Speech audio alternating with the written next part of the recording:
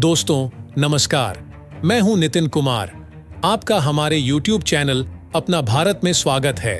प्रधान न्यायाधीश DY चंद्रचूड़ ने शुक्रवार को कहा कि इस बात को लेकर लगातार खींचतान बनी रहती है कि न्यायाधीशों की नियुक्ति पर पूर्ण नियंत्रण किसका होगा। न्यायमूर्ति चंद्रचूड़ ने कहा कि यहां तक कि रिक्तियां होने और नियुक्तियों को लंबे समय तक लंबित रखने के बावजूद भी ऐसा होना जारी है।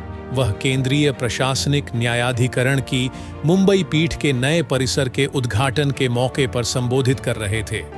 न्यायमूर्ति चंद्रचूड़ ने कहा कि अदालतों में मामलों में देरी को रोकने और न्याय के समग्र वितरण में सहायता करने में न्यायाधिकरण बेहद महत्वपूर्ण भूमिका निभाते हैं।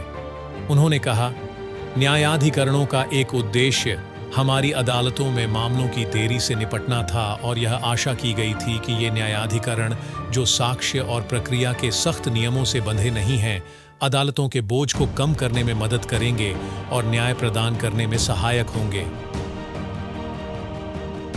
प्रधान न्यायाधीश ने कहा, हालांकि हमारे न्यायाधिकरण बड़े पैमाने पर समस्याओं से ग्रस्त हैं और फिर हम खुद से पूछते हैं कि क्या इतने सारे न्यायाधिकरणों का गठन करना वास्तव में आवश्यक था। उन्होंने कहा, चूंकि आपको न्यायाधीश नहीं मिलते हैं, जब आपको न्यायाधीश मिलते हैं तो रिक्तियां उत्पन्न होती हैं जिन्हें लंबे समय तक लंबित रखा जाता है और फिर यह लगातार झगड़ा होता है कि न्यायाधीशों की नियुक्ति पर पूर्ण नियंत्रण किसे मिलेगा। उन्होंने कहा कि महाराष्ट्र में बार और बेंच के सदस्यों, वकीलों और न्यायाधीशों को उन अनुकूल परिस्थितियों को नहीं भूलना चाहिए जिनमें वे देश के बाकी हिस्सों के विपरीत काम करते हैं, क्योंकि यहाँ शासन की संस्कृति है।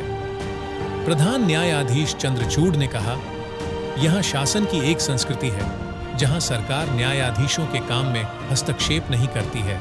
वे उन परिणामों को स्वीकार करते हैं जो अनुकूल हैं, वे उन परिणामों को भी स्वीकार करते हैं जो प्रतिकूल हैं, क्योंकि यही महाराष्ट्र की संस्कृति है।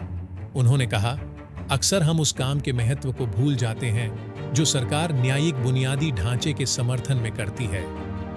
प्रधान न्यायाधीश ने अदालत कक्षों को दिव्यांग व्यक्तियों के लिए अधिक सुलभ बनाने की आवश्यकता पर भी जोर दिया। अभी तक के लिए इतना ही। नए वीडियो के साथ हम फिर हाजिर होंगे।